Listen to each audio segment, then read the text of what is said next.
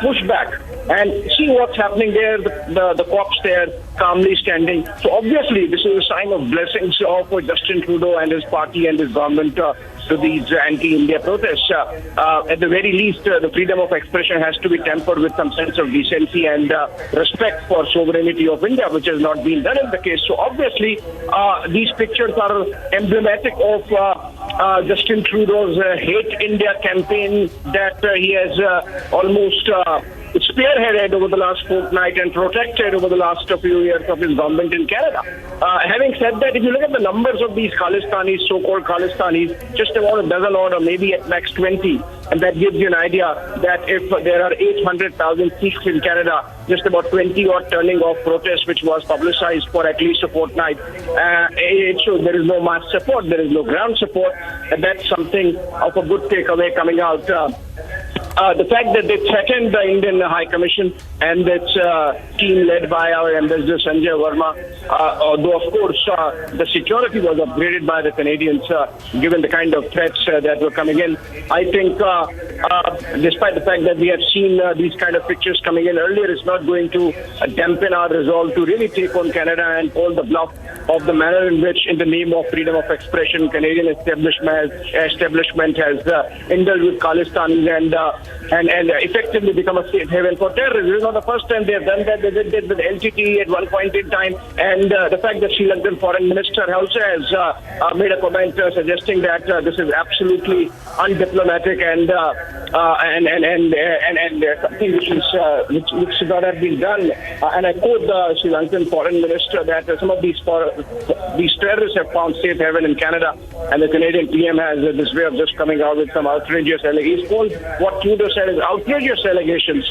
And he has in fact gone on to say the same thing they did with Sri Lanka, a terrible total lie about saying that Sri Lanka had a genocide. I think Justin Trudeau has really painted himself in a corner.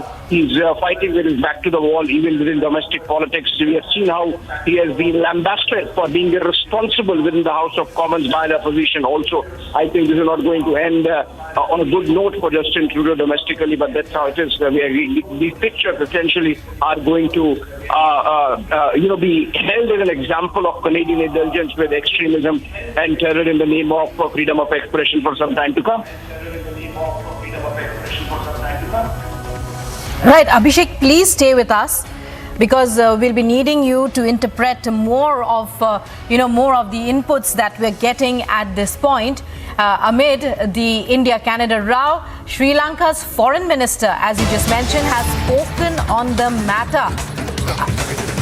Ali Sabri has said that some terrorists have found safe haven in Canada, and that the Canadian Prime Minister has a way of just coming out with some outrageous allegations without any supporting proof. He also added that Canada did the same thing for Sri Lanka, where he said, let's listen in.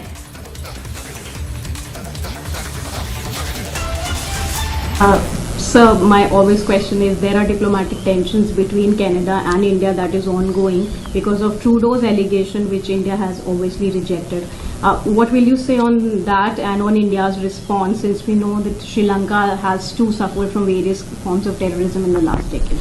Yeah, we have always suffered, and some of the terrorists have found safe haven in Canada. Canadian Prime Minister has this way of just coming out with some outrageous allegations without any supporting proof. The same thing they did for Sri Lanka, a terrible total lie about saying that Sri Lanka had a genocide. Everybody knows there was no genocide in our country. And I saw yesterday he had gone and given a rousing welcome to somebody who have associated with the Nazis in the past on the Second World War.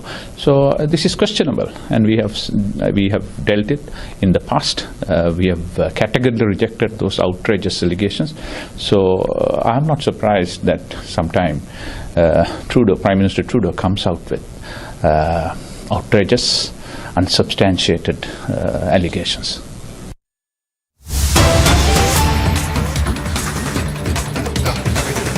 Meanwhile, in added breaking news, Interpol has issued a red corner notice against Khalistani terrorist Karanveer Singh. Interpol updated its website, putting out a red corner notice for the Khalistani terrorist. Singh is believed to be hiding in Pakistan and was a member of the Pro-Khalistani terror group Babar Khalsa International.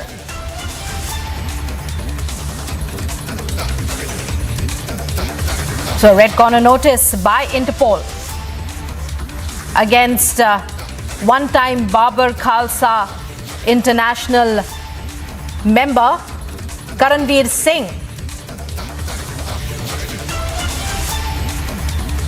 Interpol has put out a notice on its website putting in his name. This is about Khalistani terrorist Karanveer Singh.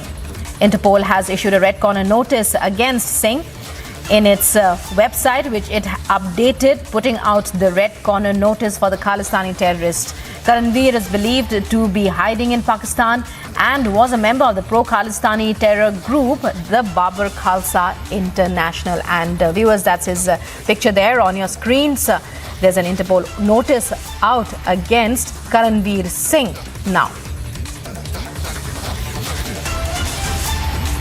He's supposed to be hiding in Pakistan. More details on this are awaited. Going back once again to Amandeep. Amandeep, another name crops up. One-time member of Babar Khalsa International, Karanveer Singh. What can you tell us about him? And also, if you could elaborate on the Interpol notice, red corner notice against Karanveer.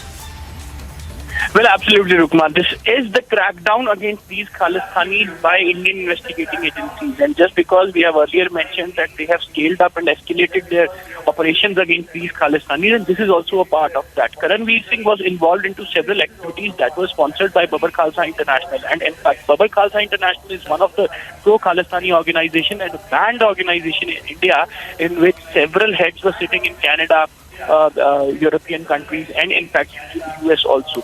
Three main organizations are currently working: Khalistan and Babar Khalsa International and Khalistan Tiger Force. And Babar Khalsa International is one of the organizations to which this Karanveer Singh was engaged and involved into several activities. Just because there are several cases against him in Punjab, and even involvement has been surfaced in several terrorist activities, and red corner notice has been issued just because Indian government is seeking the custody of Karanveer Singh to probe the entire matter against him, and in fact to probe the entire nexus of Babar Khalsa International and who all are the active members here in Punjab, and what are their plans, what are their further plans that they are going to execute with the help of their on-ground support. So this Karanveer Singh is another face that has come up. Hardeep Singh Nijjar, Gurpatwant Singh Pannu, Goldie Barad, Arshdeep Singh, Arsh Dalla, Lakhvinder Singh Landa, Harvinder Singh Rinda, Vadhawa Singh. So these are all names that are coming up, and a list, a proper dossier has been prepared, and one after another. Rukma, Karanveer Singh, the red corner notice against Karanveer Singh is just a start of the movement. Earlier, Gurpatwant Singh Pannu's has property been investigated by NIA, and now the list that already prepared by NIA, the action is all set to take place against them. Raids were 6 to 7 rounds of raids have been completed by NIA against this gangster terror nexus in Punjab and Haryana, and red corner notices earlier also has been issued. So now we are just witnessing the escalation operations of NIA and other investigating agencies of India against these Khalistanis since they are getting a safe home in Canada. And Karanveer Singh, another face, has come up who is engaged with Babar Khalsa International, a banned pro-Khalistani organization in India, and engaged in several terrorist activities as well. Yes, Rukma.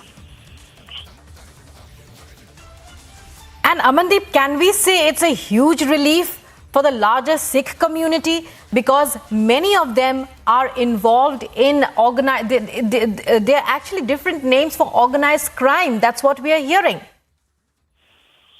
Well, absolutely.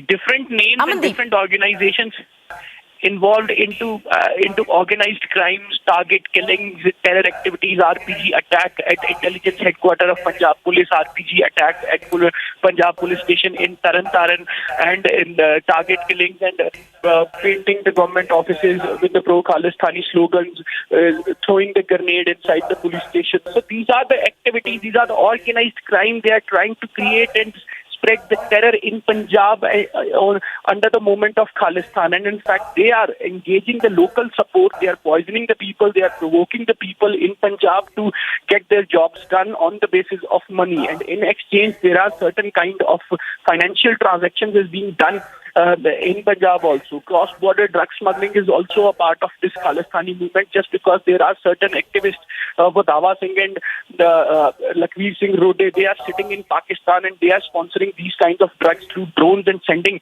to the border villages of the western border in Punjab, and some who are receiving these drugs consignments, so they are getting the money in exchange to deliver the drugs packet to their destination. So narco-terror angle is very important in that, and in fact these all organizations are collectively engaged. Babar Khalsa International is one of the prominent organizations from where the several terrorists have been engaged, and in fact they have declared the terrorists in India. They are sitting in the European countries and in fact in Canada, US or some other countries, and spreading the poison among the Punjabis to engage them, to forcibly engage them with the movement of Khalistan. And Karanveer Singh is one of them who's actually involved into these organized crimes which is executed in Punjab. Yes. Many thanks, Amandeep, for joining us there and for giving us that perspective, those details and inputs and that clearer picture. Karanveer Singh, red corner notice now issued against him by Interpol. Viewers, that's his picture on your screens. Major crackdown, meanwhile, in India on Khalistanis. Let's move on to other breaking news.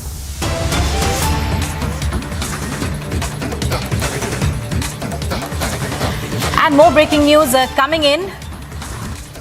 The United States has raised concerns over Trudeau's claims. And said that it is concerned about allegations against India. The United States now has come out with this comment saying that it is concerned about the allegations made by Canadian Prime Minister Justin Trudeau. And this is what the United States has said. The US raising concerns over allegations raised by Canadian Prime Minister Justin Trudeau. The United States State Department spokesperson Matthew Miller has said that the US is deeply concerned by the allegations referenced by Canadian Prime Minister Trudeau and is in close contact with Canada over these claims made by Prime Minister Justin Trudeau. Even as pro-Khalistani protests rage on, the number of protesters, as Abhishek just pointed out, is minuscule compared to the greater Sikh community and the Punjabi community that resides in Canada, but they are concerning for India nevertheless, especially in the wake of Justin Trudeau's words seemingly providing a safe haven for their activities in Canada. Let's listen in to what the US State Department said in this regard. We are deeply concerned by the allegations referenced by Prime Minister Trudeau. We remain in close contact with our Canadian partners, as the Secretary said on Friday. We believe it's critical that Canada's investigation proceed and that the perpetrators be brought to justice. And we have publicly and privately urged the Indian government to cooperate in the Canadian investigation. What I will say is we are deeply concerned by the allegations referenced by Prime Minister Trudeau. We remain in close contact with our Canadian partners, as the Secretary said on Friday. We believe it's critical that Canada's investigation proceed and that the perpetrators be brought to justice. And we have publicly and privately urged the Indian government to cooperate in the Canadian investigation. So viewers, you heard that. That's the US State Department spokesperson Matthew Miller speaking about the allegations made by Justin Trudeau. Earlier, the US had itself said that Niger was no plumber, and also had stated that it had come to light that there was a no-fly notice against him. Now the US State Department says that India should cooperate in the investigations. Hello, Moto. Motorola, India's best 5G smartphone brand.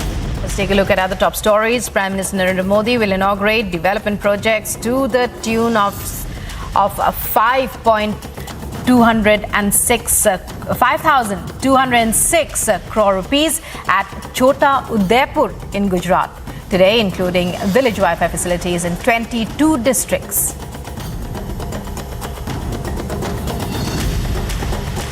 Prime Minister Narendra Modi to distribute about 51,000 appointment letters to newly inducted recruits today via video conferencing. The Rozgar Mela will be held at 46 locations across India. Supreme Court directs Council of former Andhra Pradesh Chief Minister to mention Chandrababu Naidu's plea on the matter today. The court order comes after senior advocate Siddharth Luthra tried to mention the plea for urgent hearing. However, the court bench directed him to mention it the next day.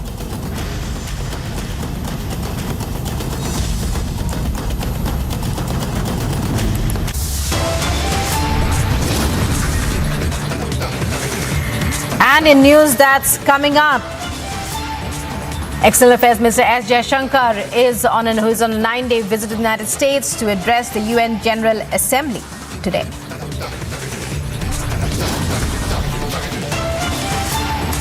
Also coming up, Prime Minister Modi to begin 2-day visit to Gujarat, rally to be organized for celebration of Women's Reservation Bill passage in Ahmedabad.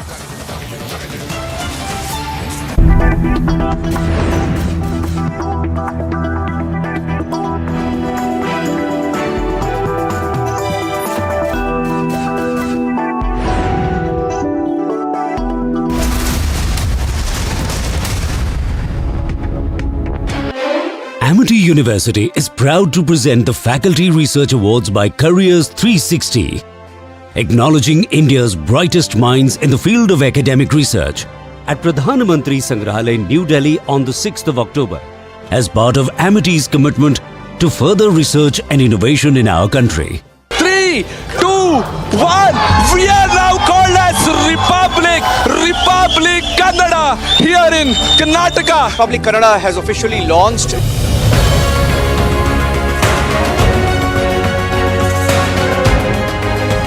Today we dedicate Republic Kannada to the people of Karnataka.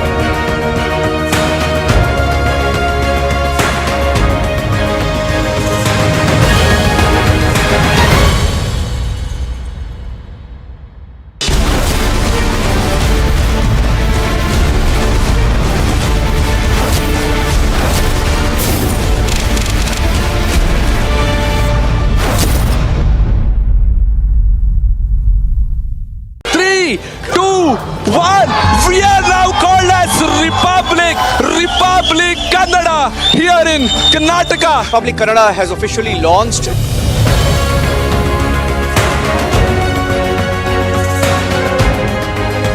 Today we dedicate Republic Kannada to the people of Karnataka.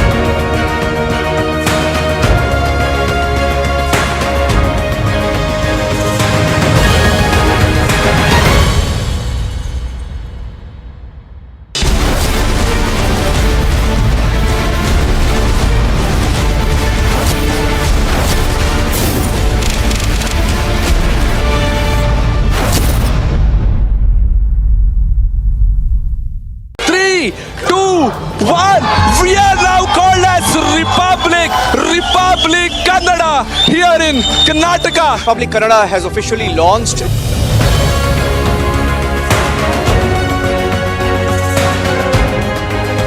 Today we dedicate Republic Kannada to the people of Karnataka.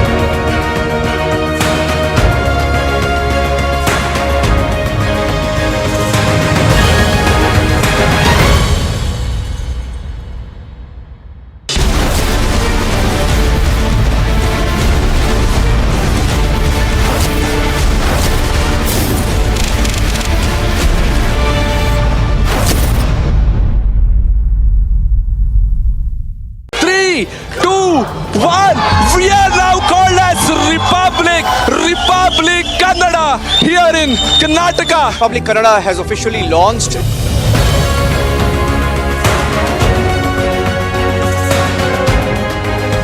Today we dedicate Republic Kannada to the people of Karnataka.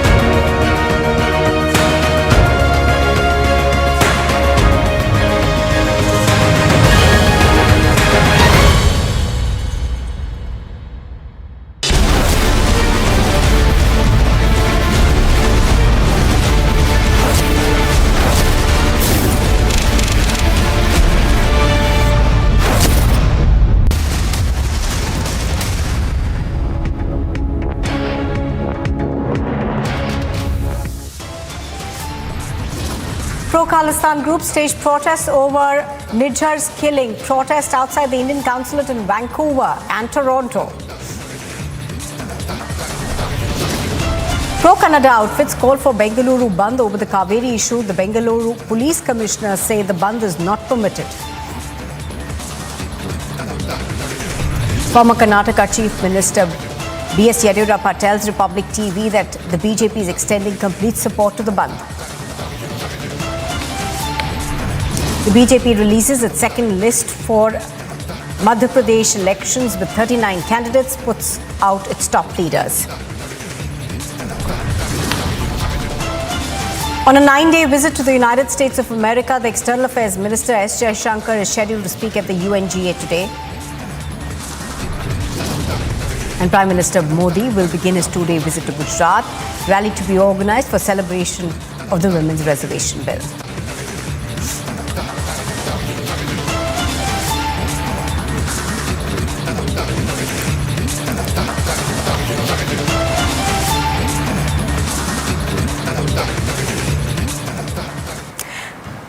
Well, good morning and welcome. This is Live and Breaking on Republic TV and I'm Nupur Talwar Suri. Well, the State Investigation Agency in Jammu and Kashmir is carrying out raids in Jammu area.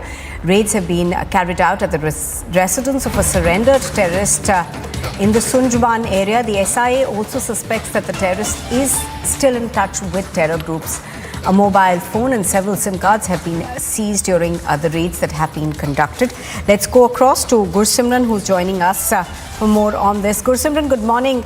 Tell us more about these raids. We are given to understand that this person whose home is being raided is actually a surrendered terrorist.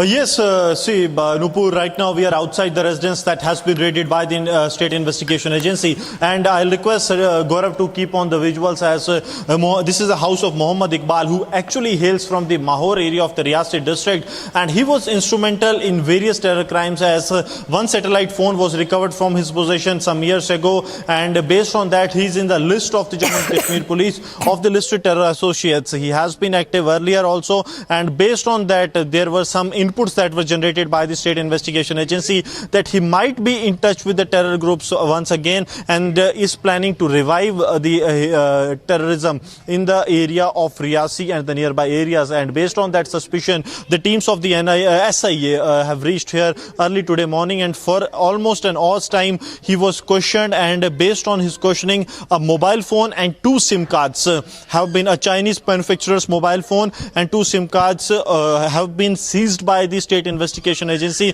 And now the sleuths of the State Investigation Agency along with the Jammu and Kashmir police are analyzing the mobile phone and the SIM card at the police post in Bhathindi, after which they will be carrying out the further action. It is important to mention that in the Mahor area of the Riyasi, the SIA has conducted raids almost 10 days back at the house of 2 terror associates, and from their possession as well some of the mobile phones and SIM cards were recovered. And during analysis of those SIM cards, the name of Muhammad Iqbal also emerged, and now the raids have been carried out at his residence in Jammu. So he's actually from the Mahor area, which is a far-flung area of the Riyasi district, and here he lives in a accommodation which is a rented accommodation, we are told, and he's still inside. Some of the officers from the intelligence agencies are questioning him with regards to the raids that have been carried out by the State Investigation Agency, and the sources in SIA informs that these raids will continue in the coming days in the Union Territory of Jammu and Kashmir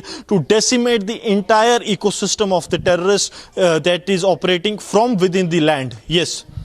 Simran, is there credible evidence that the SIA has that seems to suggest that these former terrorists may now be getting back in touch with their handlers, and if so, what's the reason? See, from his possession there was a satellite phone that was recovered somewhere few years ago, and based on that he was listed in the list of the terror associates. And upon the analysis of the mobile data of Muhammad Iqbal as well as 2 of the overground workers that were raided in the Mahor area of Riyasi, some of the credible evidences were recovered during the investigation by the agency, the State Investigation Agency, and based on that the operation was carried out where the searches were conducted, and some recovery has been made from the area of Pir Bagh locality in the Sunjwan area of Jammu. reporting on that from Jammu. Thank you very much for joining us. Gursimran taking us through the details of these SIA raids that are being carried out at the home of a former terrorist who had surrendered.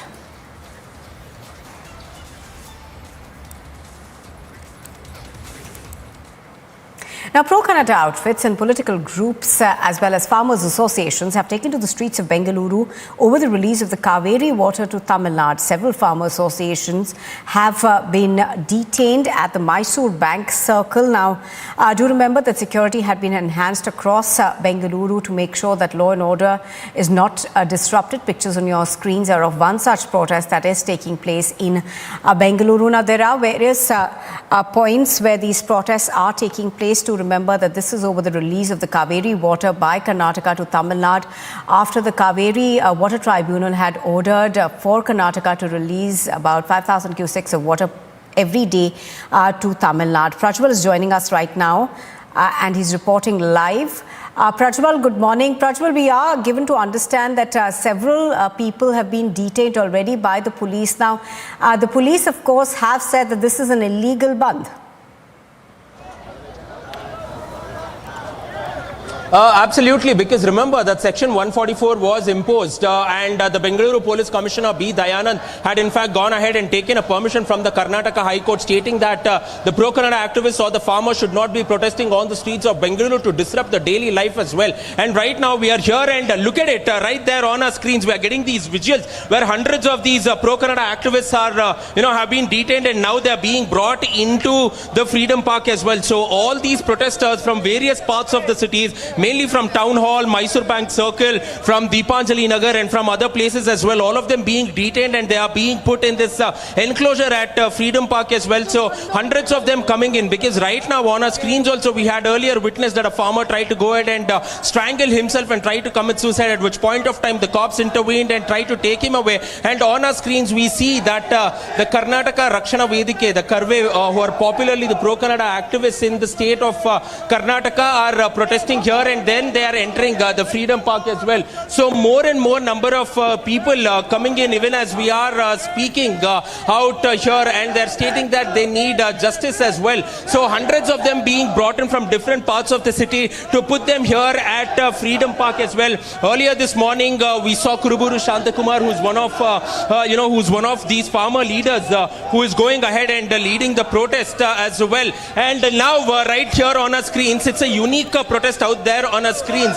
We're seeing one of these, one of a pro-Kannada activists seated like a dead body, and they're protesting, saying that this will be the state of the farmers as well as the people in the state of Karnataka as well. And they've dressed him up like a dead body out there as well. And they're going ahead and sloganeering against the government, saying that the Kaveri water belongs to them as well. And at the same point of time, they're questioning as to what is the sort of legal action that is being taken in by the Karnataka government, because it at least does not reflect on the ground as well. So they're also wearing black armbands as well. They're wearing black armbands to protest against the move by the government. So Section 144 has been imposed, and they're saying that this is wrong. You do not need to silence the pro-Kannada activists and pro-Kannada protest, the pro-Kannada activists as well. Meanwhile, on the other hand, we're also looking at these farmers.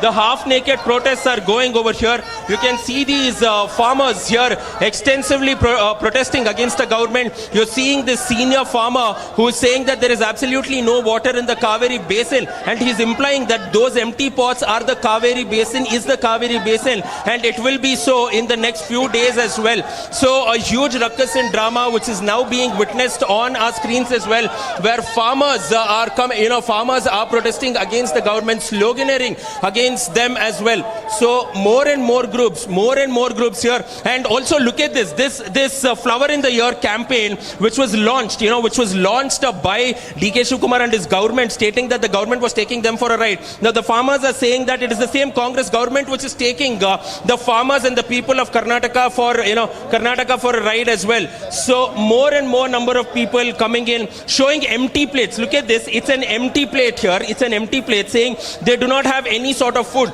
So the protests are only intensifying in the state of Karnataka, especially at the Freedom Park, where all these protesters from across the city, from multiple points, are being brought in, and then they are being detained here, put in this enclosure as well, as security has been beefed up completely. Over to you in the studios. Right now, even as security has been heightened, Prajwal, across Bengaluru, give us an overall sense of, how do you see this panning out? Obviously, the police say that this is illegal, they can't go ahead with this, but it does enjoy a lot of political support from parties like the BJP.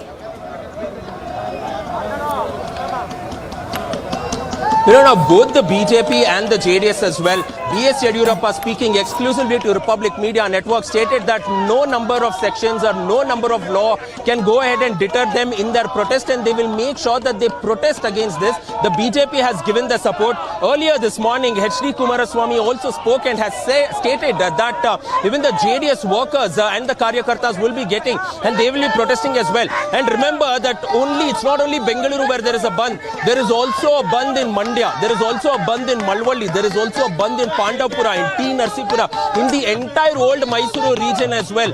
So majority of the Bengaluru as well as Karnataka, mainly in the old Mysuru region, has been completely cut off today. They're also blocking the Bengaluru-Mysuru expressway, and remember that not even a single bus has left from Bengaluru towards Tamil Nadu as well. May it be the satellite bus stand in Deepanjali Nagar, or else even the Attibele bus stand, which is in the bordering state, which is the bordering town now of Karnataka towards Tamil Nadu. Everything has been cut off completely. So all said and done, it's a massive protest out here, and the implications are such that a farmer who was earlier speaking to Republic stated that the water to the state of Tamil Nadu is being released at the behest of Rahul Gandhi, who is instructing DK Shivkumar to do so. And this alliance is not a political alliance, it is a business alliance between DK Shivkumar and MK Stalin as well. So all said and done, they are also saying that they will show the way in 2024, and they will rout this government, and they will make sure that in the upcoming Lok Sabha elections, they will be the one to pay for it. So all said and done now, even today's politicians, may it be DK Shivkumar, he's cancelled all his political programs today. There were many political programs which were supposed to be held as well. And the police and the security is now again being beefed up. So political parties, farmers, pro-Kannada activists going ahead and questioning as to why is the security being beefed up, because we are not doing anything illegal. We are fighting only for our rights as well. So the security, the rapid action force, even right behind me, you can clearly go ahead and see the sort of security arrangements which has already been made as well. So all said and done, we will need to go ahead and look out as to how it will pan out.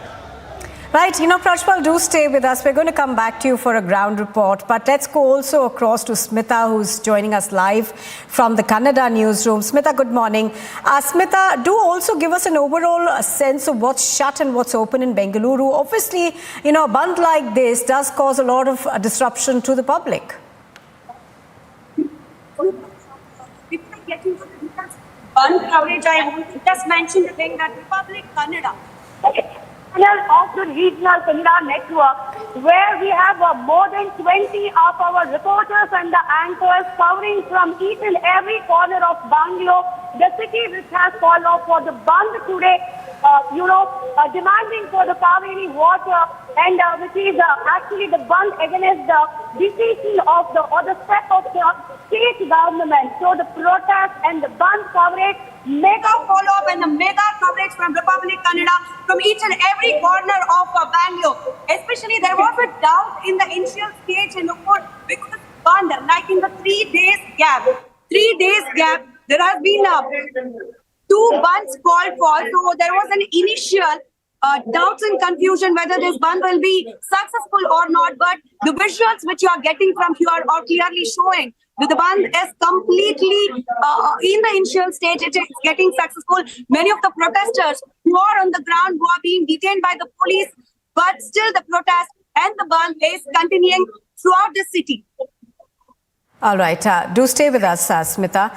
So pictures on your screen are of the protests that are taking place in various parts of Karnataka. It's not just Bengaluru, as we were being told by our reporters on the ground. There are parts of Mandya where protests have broken out. I'm going to go back across to Prajwal now. Prajwal, how has the state government responded to these allegations against it that have been made by the BJP and the JDS? Essentially, what is DK Shivakumar and the Chief Minister saying? Now DK Shivakumar, in fact, earlier when he did speak to Republic Media Network, he went ahead and stated that all I can say for the people of Karnataka is that we are going ahead and protesting the interests of the people as well as the interests of the farmers in the state of Karnataka, and they should make sure that they do not do any sort of untoward incidents, and protesting is their right and they should do it peacefully, but they should be doing this at a designated spot. Designated spot meaning to say only at Freedom Park. That has been his response so far. And he is also stating that we are calling Tamil Nadu to the negotiation table to go ahead and answer the problems for the people of Karnataka so that they can work out an amicable solution between both the states as well. But the Tamil Nadu government so far has not responded. Meanwhile, looking at it legally, when questioned, Chief Minister Siddaramaiah chose not to answer. He's also gone ahead and put a tweet 6 hours ago saying that the people in Karnataka should protest peacefully. It is their right as well. But at this point of time, they will also look to go ahead and put aggressively Karnataka stand in the Kaveri issue as well in front of the Supreme Court again. Remember that on the 18th of September, the Karnataka government had in fact gone ahead and approached the Apex Court, but the Apex Court stated that they will have to go back to the management authorities, which is the CWRC and the Kaveri Water Management Authority, which is the CWMA. But apart from that, the directions which was given on the 12th of September asking the Karnataka government to release water for the next 15 days, starting from September 13 till the September 27th of 5,000 cusecs of water. Yes, there is a backlog of water. The Karnataka government did not release water for a few days, but later they have started releasing the water as well, and this has definitely not gone down well with the farmers in the state of Karnataka too. So therefore, all these massive protests going on, and even as Smita was pointing out earlier from the Kannada newsroom, these protests, there are 2 protests in a matter of only 4 days, because on the 29th of September, there will be yet another protest, and this time it is the Karnataka Bandh. The entire state of Karnataka will be shut down on that day as well. So we will need to go ahead and look out as to how this will pan out, what the opposition parties will have to say, and will the government work towards a solution. All right, Prajwal reporting on that from Bengaluru. For the moment, thank you for joining us. So what we are seeing on our screens, of course, is protests that have broken out across Bengaluru and other parts of Karnataka over the release of Kaveri waters to Tamil Nadu.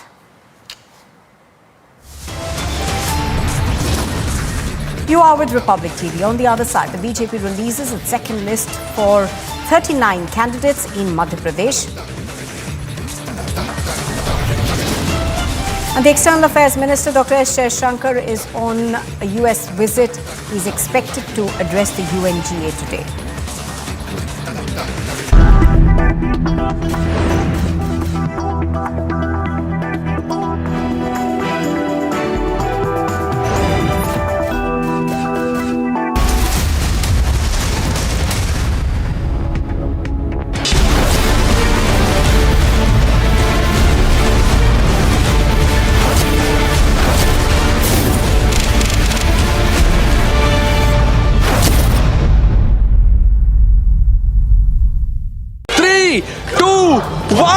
We are now called as Republic Kannada here in Karnataka. Republic Kannada has officially launched.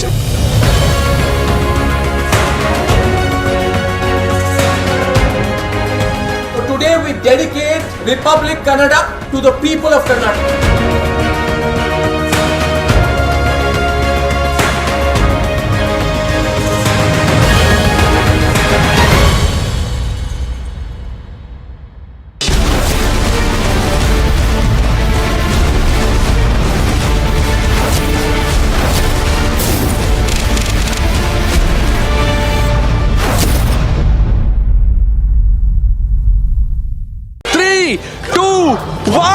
We are now called as Republic Kannada here in Karnataka. Republic Kannada has officially launched.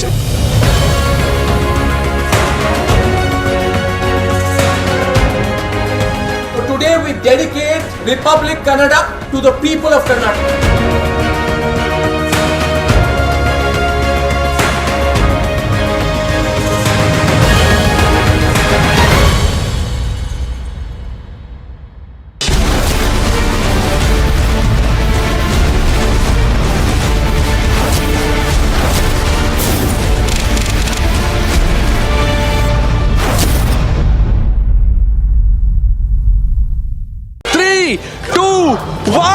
We are now called as Republic Kannada here in Karnataka. Republic Kannada has officially launched.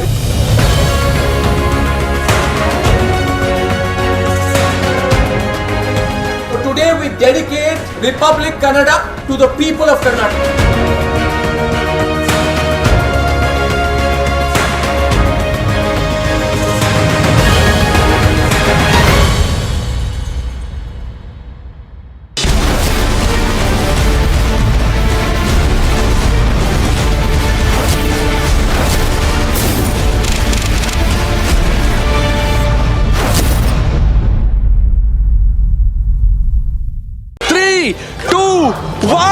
We are now called as Republic Kannada here in Karnataka. Republic Kannada has officially launched.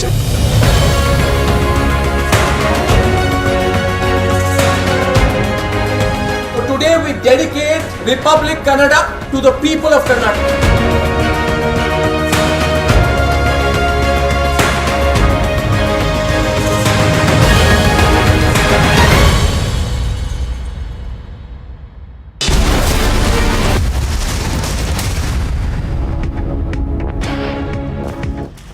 Hello, Moto.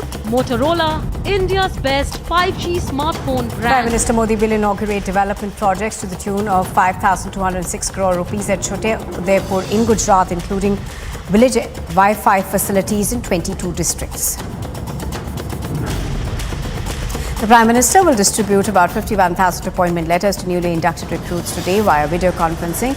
The Rozgar Mela will be held at 46 locations. The Supreme Court has directed the Council of the former Andhra Pradesh Chief Minister to mention his bail hearing before it today.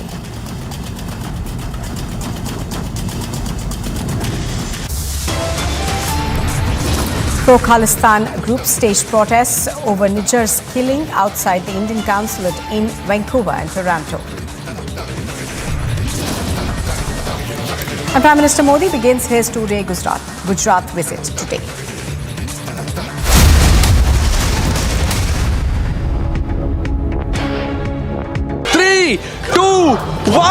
We are now called as Republic Kannada here in Karnataka. Republic Kannada has officially launched.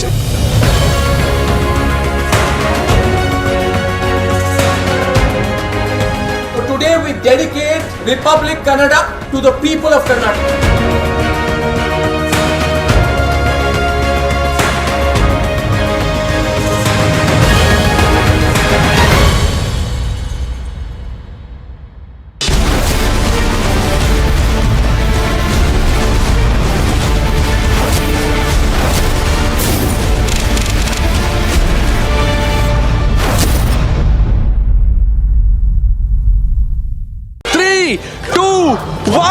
We are now called as Republic Kannada here in Karnataka. Republic Kannada has officially launched.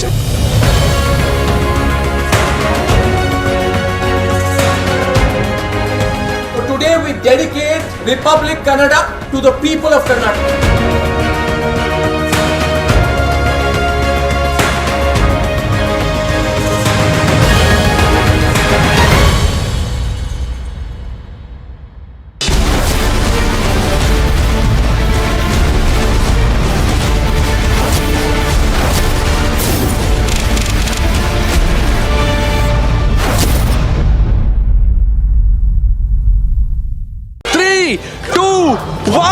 We are now called as Republic Kannada here in Karnataka. Republic Kannada has officially launched.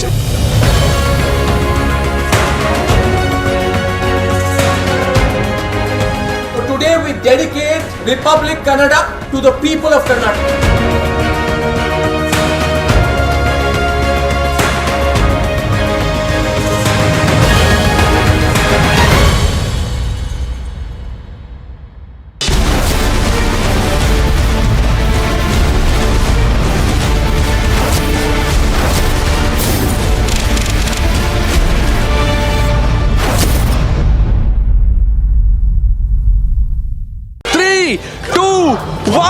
We are now called as Republic Kannada here in Karnataka. Republic Kannada has officially launched.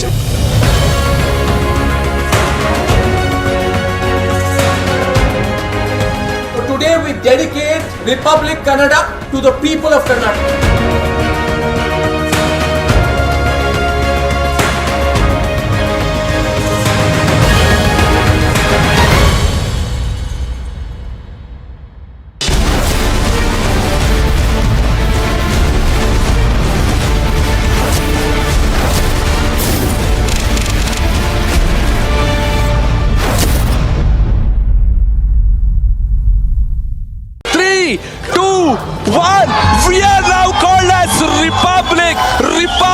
Kannada here in Karnataka. Republic Kannada has officially launched.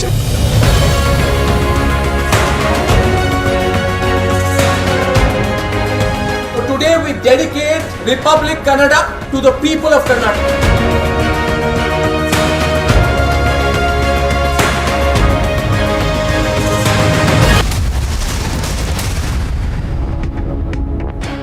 Welcome back. You are watching Republic TV. Now, in Pakistan, the Islamabad High Court has ordered the transfer of the Pakistan Tehreek-e-Insaf chief and the former Prime Minister Imran Khan to the Rawalpindi's Adiala jail. Here's more.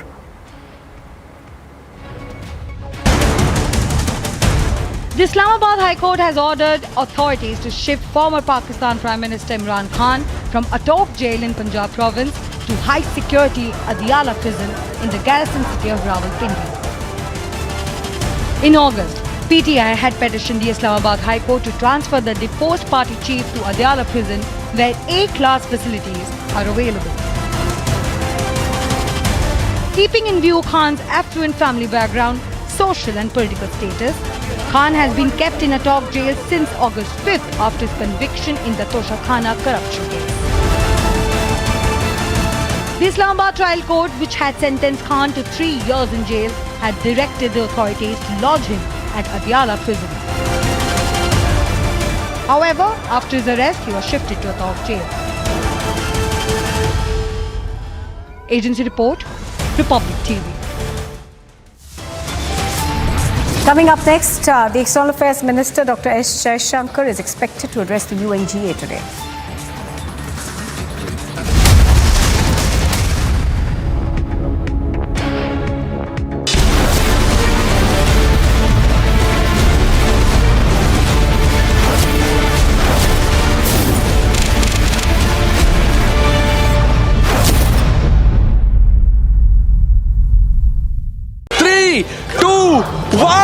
We are now called as Republic Kannada here in Karnataka. Republic Kannada has officially launched.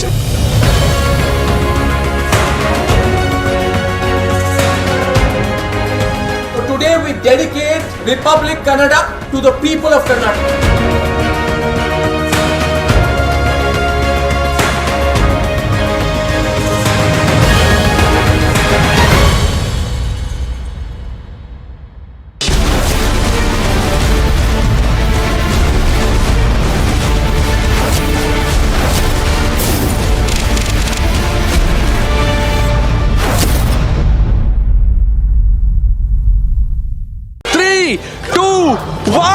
We are now called as Republic Kannada here in Karnataka. Republic Kannada has officially launched.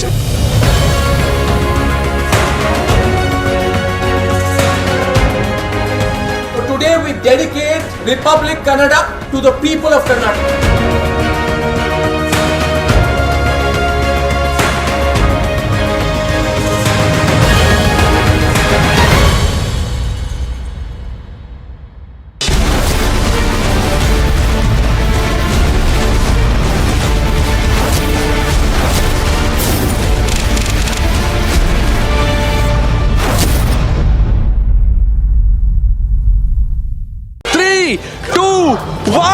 We are now called as Republic Kannada here in Karnataka. Republic Kannada has officially launched.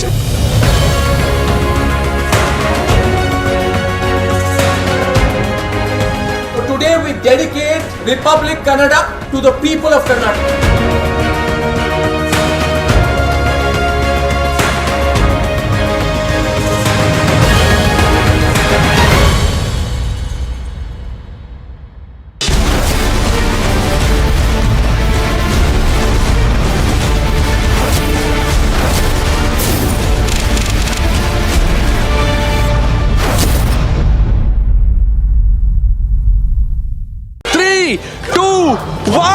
We are now called as Republic Kannada here in Karnataka. Republic Kannada has officially launched.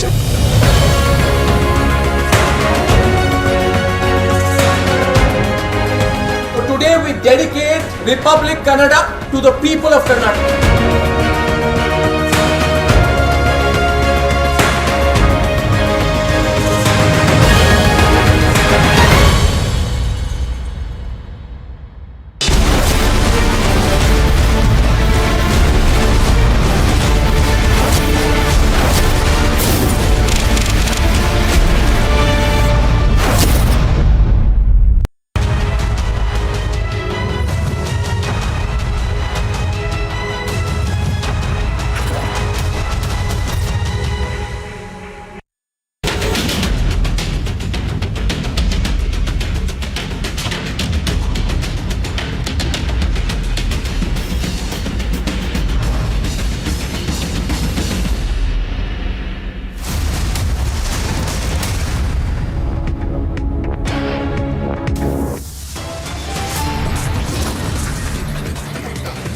Headlines at this hour: Khalistanis provoke again. Stage protests outside Indian Consulate in Vancouver and Toronto over terrorist Niger's killing. But no case, no action, not even a statement. Trudeau government yet to act on Khalistani terror.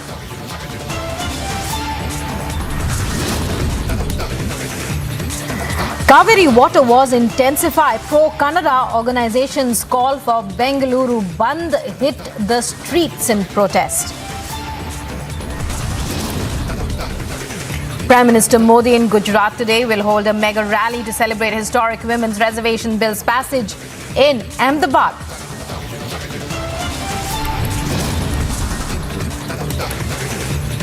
On a 9-day visit to the United States, External Affairs Minister S. Jaishankar is set to address UN General Assembly today.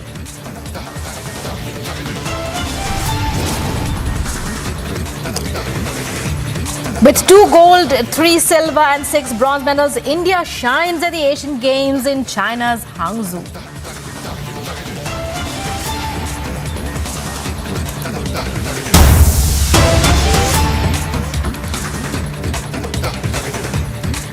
And here's a big breaking development. The 2611 charge sheet has been filed against Tahaur Rana.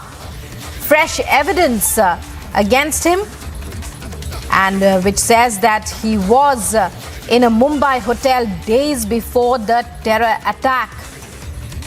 Tahaur Rana has been booked under the Unlawful Activities Prevention Act, the UAPA, the IPC and Explosives Act, among others. This is the 4th charge sheet in the 2611 case. And it's in a supplementary charge sheet filed against Tahaur Rana in the 2611 case. Mumbai Police Crime Branch has said he was staying at a 5-star hotel in the city till days before the terror attack. Tahaur Rana is one of the accused in the 2611 terror attack. He is of Pakistani origin and a Canadian businessman. He is a Pakistani origin Canadian businessman. And joining me on this is Republic senior editor Shravan Sen. Shravan, if you could give our viewers all the details about this latest big breaking development in the 2611 investigations with regards to Tahaur Rana. Well, in fact, this is a supplementary charge sheet that has been filed against Pakistani origin Canadian businessman Tahaur Rana in the 2611 case. In fact, the Mumbai Police Crime Branch has filed the supplementary charge sheet on Monday. This is on the basis of fresh evidence that has been gathered by the Mumbai Police.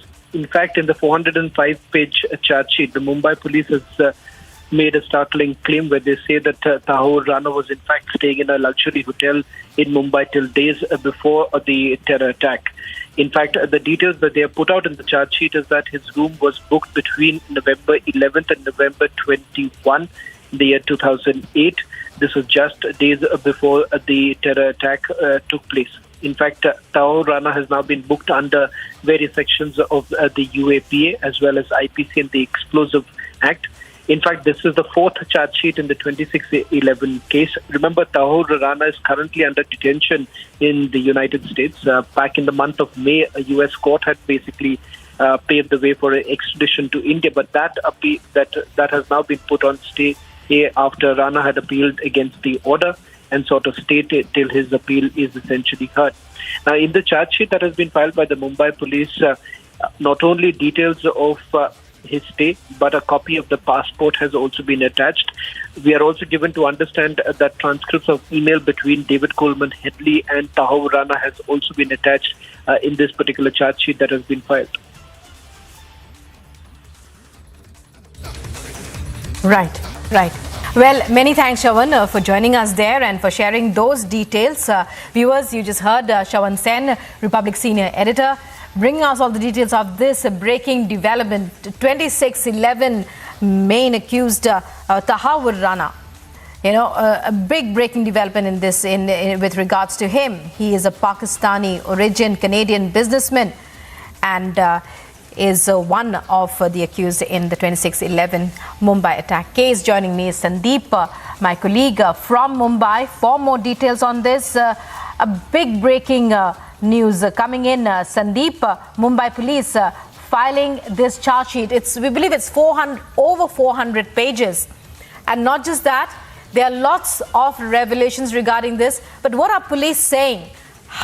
What are your sources telling you about how the police is looking at it, how the crime branch is looking at it as a success, as a step forward into bringing the culprits to book, because the Tahir Rana is still in the US and he needs to be brought to India as soon as possible? Yes, definitely. As of now, Tahir Rana is lost in the US jail. But yes, at this point of time, the investigation details have been put up in the charge sheet. And in fact, as far as the investigation is concerned, as Shravan pointed out, they have recovered several emails and the communication between David Coleman Headley, the key conspirator in the 26/11/2008 attacks. Not only this, they have also recovered the passport copies of Tahir Rana, wherein he submitted to acquire a hotel in Mumbai. And not only that, in fact, he was associated to one of the key conspirators, and in fact, he left to Chicago the day before the attacks were taken place. Remember, he used the route of Dubai, and then he went to Chicago from India. So definitely, just before these attacks, Tahir Rana was a part of this very terror attack, and in fact, he was closely associated to the Pakistani agency ISI, and in fact was conspiring against India regarding this 26/11 attack. So these are some of the minute details that have been, in fact, written in the very charge sheet. Although it will be very much crucial to see how long the extradition process will go on, as Tahir is still inside the US jail. Right, Sandeep, many thanks for joining us. And the crime branch officers have said that it was found that one of the witnesses had spoken about meeting Rana in Mumbai in 2008 in the month of November. He was questioned and, based on further investigations, found that he stayed for nearly 10 days in a 5-star hotel in Mumbai.